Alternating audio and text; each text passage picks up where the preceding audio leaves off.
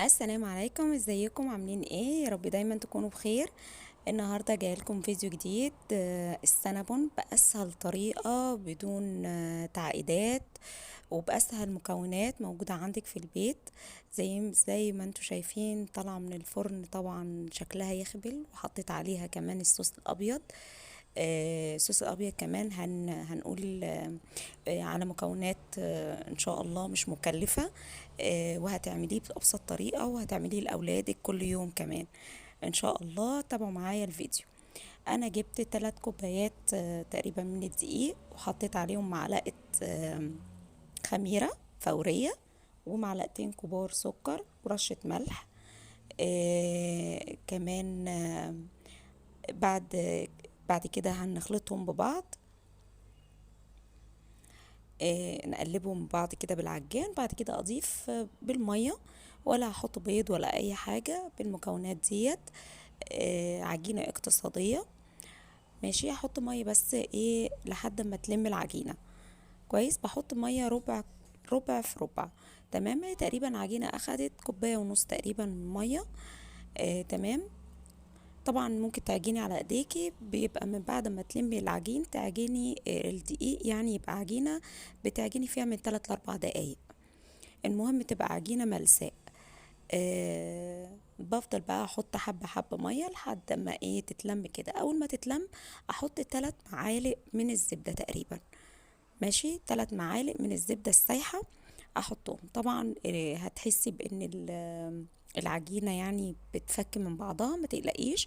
تابعي بس العجن وهتتظبط معاكي تاني. تمام. فضلت اعجن فيها 3 دقايق تقريبا لحد ما حسيت ان العجينة ملساء زي ما انتوا شايفين كده.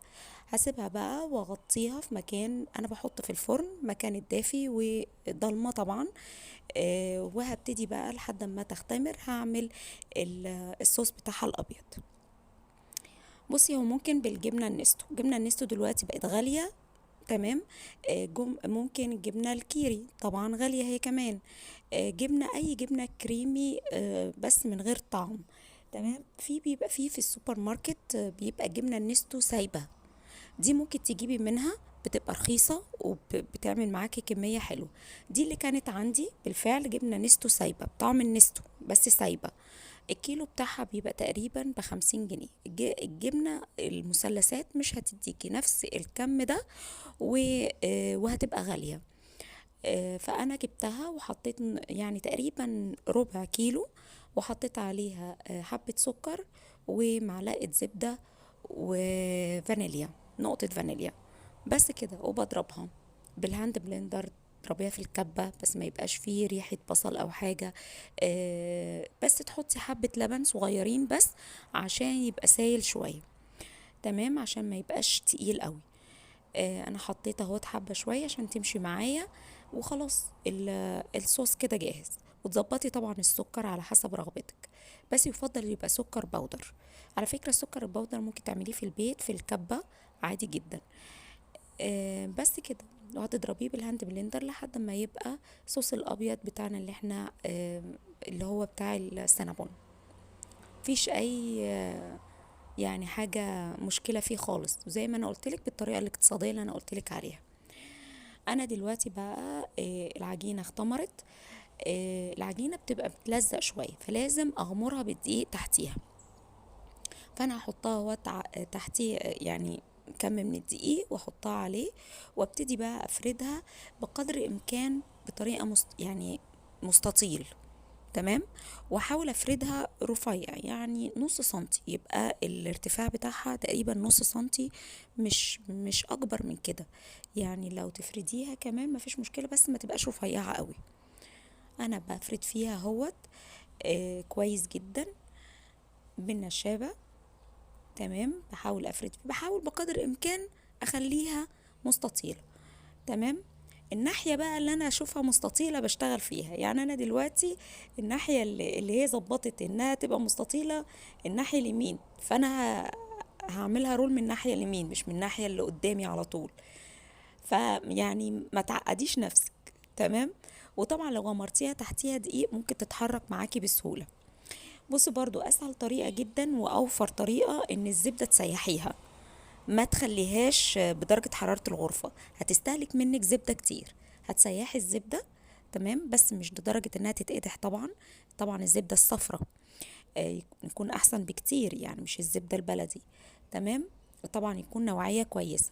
فبفردها كده، كمان هتبقى كمان سهلة جدا في الفرد بالفرشة، وتبقى يعني تتعمل على العجينة بمنتهى السهولة، ومش هتاخد منك زبدة كتير عن ما هي تبقى بدرجة حرارة الغرفة، تمام. وهتبقى حلوة جدا وجميلة جدا. تقريبا ما خدتش مني ربع كوباية زبدة سايحة يعني، او اقل. اكون مجهزة سكر وعليه قرفة، معلقتين قرفة كده، او على حسب ما انتي بتحبي القرفة كتيرة او قليلة. وبعد كده يعني ايه، احطها كده على الزبدة. آه، طبعا هي هتثبت اكتر لان الزبدة سايحة، فهتمسك في السكر والقرفة اكتر، تمام. وابتدي بقى اعملها رول زي ما انتم شايفين كده. طبعا بيتعمل بمنتهى السهولة عشان الدقيق تحت العجينة كتير فما لزقتش، تمام. بعملها هوت بمنتهى السهولة بالراحة كده، بعملها وبحاول بقى افردها بحيث انها ايه ما تبقاش تخينة قوي. اما تبقى السينابوهاية بتبقى وسط وهتختمر كمان، هتكبر زي ما شفتوا اول الفيديو ده، كده انسب حجم ليها. زي ما انتم شايفين كده بقى، انا جبت صينية عملتها بالزبدة، وهقطع بقى الايه بقدر الامكان. طبعا يكونوا قد بعض بالسكينة، في ناس بتعملها بالخيط، على حسب ما انتي بيتاحلك يعني. ما شاء الله الثلاث كوبايات عملوا يعني كمية كبيرة جدا، تمام. تقريبا 13 قطعة. حلوة قوي، زائد الاطراف اللي بتبقى صغيرة دي. طبعا انا ما برميش اي حاجة، كله بيتحط وبيختمر. طبعا انا هعمل الصينية ديت، شايفين شكلها حلو ازاي. هحطها بقى في الفرن تختمر للمرة التانية. بعد كده هحطها على فرن سخن 180 درجة. ولو في عندك مروحة، تولعي المروحة معاها. لو مفيش، هتحتاجي ان انتي تولعي بعد كده الشواية لو خدت لون من تحت. اهي بقى شكلها، شوفوا بقى شكلها بعد ما اختمرت، ما شاء الله كبرت ازاي، تمام. انا كده هدخلها بقى على فرن سخن شغال بقاله 10 دقايق على درجة حرارة 180. طلعت بعد تقريبا 20 دقيقة. شايفين شكلها حلو ازاي. هرش عليها مية، مش لبن ولا اي حاجة، رش بس عليها مية وغطيها عشان تفضل طرية ما تبقاش ناشفة. بس كده انا خلاص. بعد 15 دقايق لما هديت، هبتدي بقى احط عليها الصوص الجميل اللي انا عملته، كنت حاطاه في التلاجة زي ما انتم شايفين كده. انا عندي كمان صوص لوتس، زبدة اللوتس، هو ده اللي حطيته عليه. حابة صوص شوكليت ممكن تعمليه في البيت طبعا منتهى السهولة، او صوص كراميل برضو ممكن يتعمل في البيت. المتوفر عندك ممكن تزينيه وتحطيه على الصوص الابيض ده.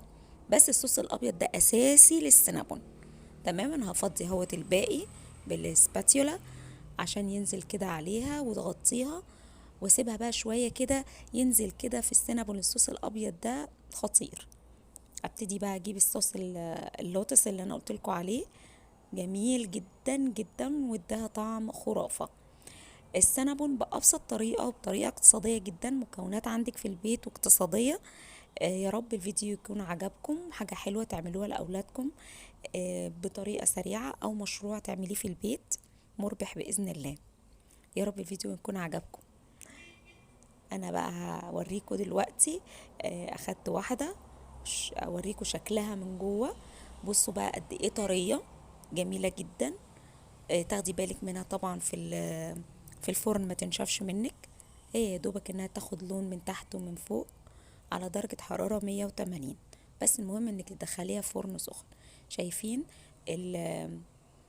السكر والقرفة ما وقعتش منها خالص، ماسكة، شايفين؟ وقد ايه بصوا طرية وجميلة، والصوص كان مظبوط جدا. يا رب الفيديو يكون عجبكم. ما تنسونيش في اللايك والشير والاشتراك في القناة. باي باي.